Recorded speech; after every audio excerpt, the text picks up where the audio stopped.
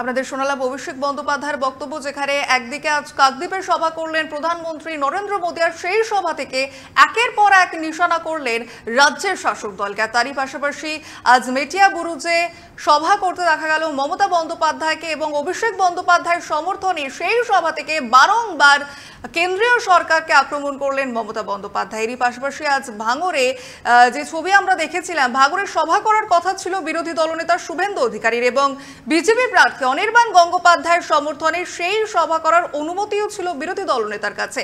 তবে একেবারে শেষ মুহূর্তে সেই সভার অনুমতি প্রত্যাহার করেছিল রাজ্য পুলিশ, আর সেই নিয়ে রীতিমতো রাজ্য পুলিশের বিরুদ্ধে সরব হলেন বিরোধী দলনেতা শুভেন্দু অধিকারী। একই সঙ্গে তোপ দাগলেন রাজ্য সরকার অর্থাৎ তৃণমূল কংগ্রেস, কেউ রাজ্য পুলিশের বিরুদ্ধে এবং তৃণমূল কংগ্রেসের বিরুদ্ধে ঠিক কি বললেন তিনি শোনাবো আপনাদের।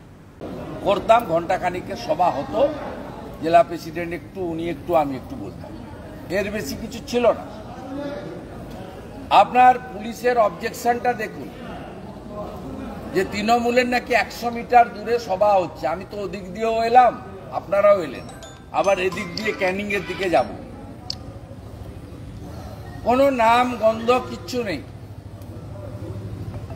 কোনো নাম গন্ধ কিচ্ছু নেই। কিভাবে আমরা যে কথাটা গত বেশ কিছুদিন ধরে বলছি যে তৃণমূল মাঠে নেই, পুলিশ ভার্সেস বিজেপি লড়াই, সর্বত্র পুলিশ যেন পয়লা ভাইপোর চুরির টাকা থেকে বেতন পায়, আমাদের ট্যাক্সের টাকার বেতন পায় না।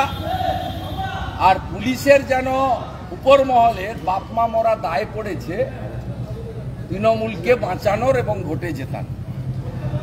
আপনি দেখুন এখানকার পুলিশের অবজেকশনটা আমরা ইলেকশন কমিশনের কাছে টেক আপ করেছি। ইলেকশন কমিশন বলছেন পুলিশ আপত্তি দিলে ল অ্যান্ড অর্ডারের প্রশ্নে আমাদের কিছু করার নেই, এবং বলছে দেখুন, লেখা দেখুন যে 100 মিটারের মধ্যে টিএমসির কর্মসূচি আছে।